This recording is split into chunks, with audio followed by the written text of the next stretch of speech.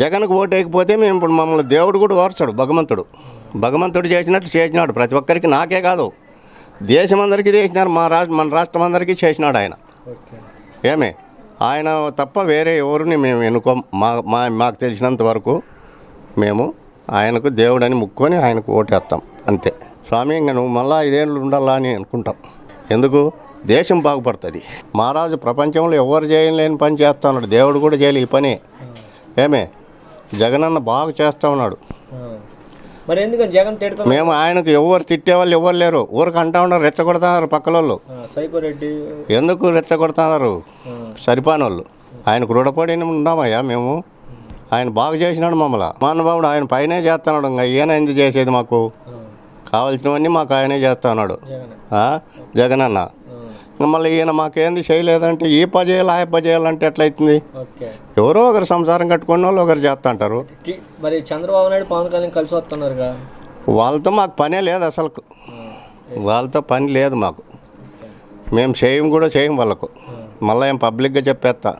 ఉండే పెన్షన్ పీకేసినా కూడా ఒకటే పద్ధతే మాట్లాడేది. దానికి భయపడం. మా కష్టం చేతల కష్టమన్నా చేసుకొని బతుకుంటాం కదా. మళ్ళీ ఎందుకయ్యా ఈ రాజకీయాలు వచ్చేది? ప్రజలను బాగుపెట్టాలా, పేదవాళ్ళను. హై స్కూళ్ళలో పిల్లలకి ఎంత సాయం చేస్తున్నాడు ఇప్పుడు ఆయన. జగనన్న చదువులు, విదేశాల చదువులు ఇవన్నీ ఎన్ని చేస్తున్నాడయా ఆయన? ఆయన మంచి పనులా చెడ్డ పనులా చెప్పండి మీరు ఒకసారి చెప్పండి. మరి మంచి పనులు చేస్తాడు బట్టి ఆయనకు ఓటేస్తున్నారు. పక్కలోళ్ళు చెడిపాలు వీళ్ళు రెచ్చగొట్టే వాళ్ళు ఓట్లు బాకుండా దెంగల్లో ఇట్లా చేయాలి అట్లా చేయాలి అనుకుంటా ఉంటారు వాళ్ళు కొల్లకు. చంద్రబాబు నాయుడు అంటున్నాడు జగన్ కుర్చీ మడత పెట్టేస్తాం అంటుంటారు. ఉత్త మాటలు అంటూ ఉంటారు. నేను కూడా అంటా. ఉత్త మాటలు అంటే ఏం చేయాలా? పని చేయాలా? యుద్ధం చేసినట్లు పోరాడితే కదా అయ్యేది. కుర్చీలో కూర్చొని నువ్వు కుర్చీలో కూర్చుండేవాడు, ఆయప్ప కుర్చీలో కూర్చుండేవాడు, ఇంకోడు కుర్చీలో కూర్చుండేవాడు. ప్రజలు ఏమైతే అన్నారు, ఎట్లా ఏమి అనేది, ప్రజల స్పందన ఎట్లుంది, ఏమి ప్రజల్లో గ్రామాల్లో ఏ విధంగా పనులు చేస్తూ ఉన్నారు అనేది ఉండాలి కదా. ఏమి జగనన్న అయితేమి, కేతిరెడ్డి అయితేమి, ఇంకో రెడ్డి అయితేమి ఎవరైనా గ్రామ ప్రజలకు కానీ ఒక టౌన్లో ప్రజలకు కానీ ప్రతి ఒక్కరికి న్యాయం అనేది జరిగితే ప్రపంచమంతా బాగుపడుతుంది, అందరం బాగుంటాం. ఇప్పటికి వరకునేమో 100కి వచ్చి 90% జరిగింది. గతంలో మేము ఏంది చూసినాము? ఏందో కొల్లగొట్టుకుంటాన్రి, కొల్లగొట్టుకొని పోతాండ్రి వాళ్ళు. మేమేం పట్టించుకోలేము, ఏం పట్టించుకోవడం లేదు. మేము టీడీపీ ప్రభుత్వంలో నేను చెప్పి మేము ఊరుకునే ఉన్నాం. మాకు టీడీపీ వైఎస్ఆర్ అనేది కదయా. రేపు ఏ పార్టీ ముందరికి వచ్చినా కూడా బాగా చేసేవాళ్ళు కావాలా. ఇప్పుడు ఆయన బాగా చేసినాడు, మేము ఆయనకు ఓట్లు లేకపోతే మాకు మర్యాద ఉంటుంది. దేవుడు కూడా ఓర్చాడు మమ్మల్ని. నిజమా కాదా? 74 ఇయర్స్ సార్, నాకు 74 సంవత్సరాలు. కానీ ఇలాంటి ఎమ్మెల్యేను చూడలే, ఇలాంటి ప్రభుత్వం కూడా మాకు ఇంతవరకు లేదు.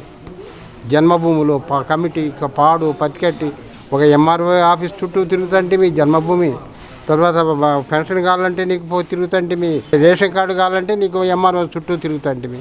ఇప్పుడేంది సార్ ఈ వాలంటీర్ల వ్యవస్థ పెట్టి బ్రహ్మాండంగా వాలంటీర్లు వాళ్ళకి ఇచ్చే ఒక్క 5,000 కూడా చాలా చులకన, అంత ఇదిగా పనిచేస్తుంటారు సార్ వాలంటీర్లు. ఈ పరిస్థితి మాత్రం చాలా మంచిది సార్.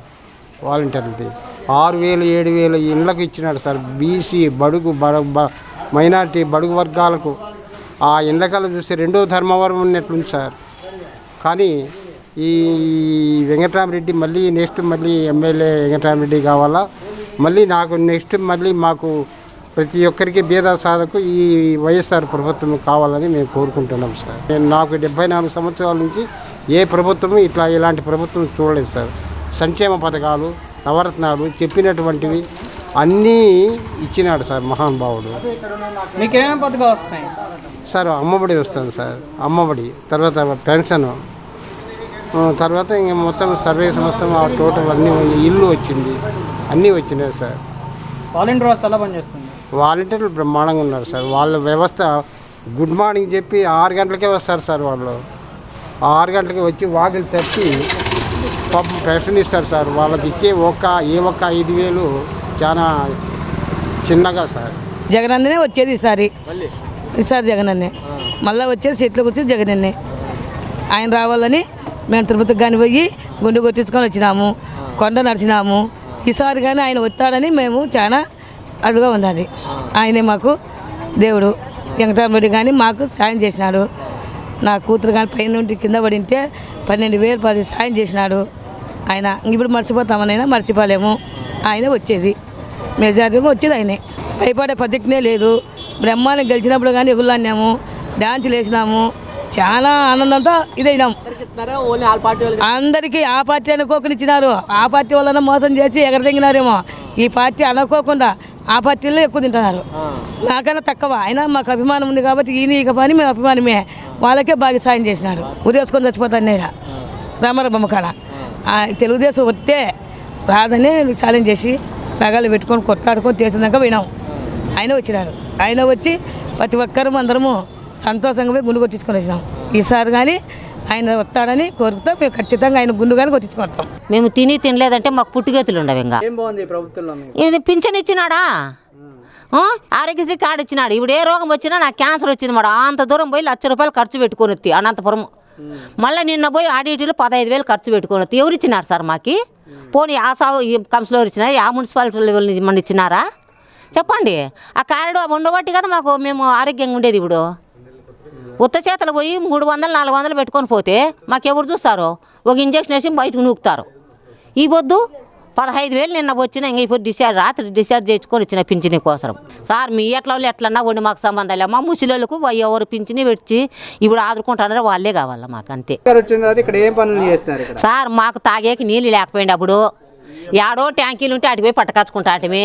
ఆ సార్ వచ్చినాక బాగా నీళ్ళన్నీ సౌకర్యం ఇచ్చినాడు బాగా. ఇప్పుడు 4 రోజులకు ఒకసారి నీళ్ళు కంటిన్యూగా వస్తానే ఉన్నాయి మాకు.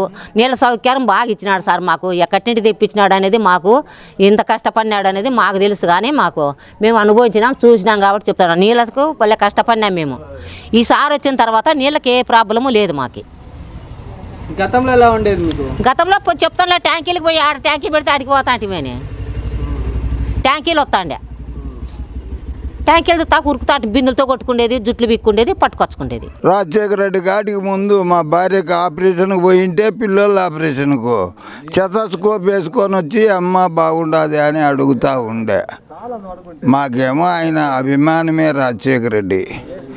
ఆయన కొడుకు మళ్ళా పాదయాత్ర చేసినప్పుడు పోయింటే 8 గంటలకే నన్ను ఈ సాక్షి వాళ్ళు ఈటీ వాళ్ళు అడిగి పెట్టునైనా చెబుతానంటే, నాకు ఆ పార్టీ ఈ పార్టీ అనేం లేదు, మేము వచ్చినాము చూసేదానికి అంతా అని చెబితే ఆయన మాకు ఇప్పుడు 3,000 ఇస్తున్నాడు.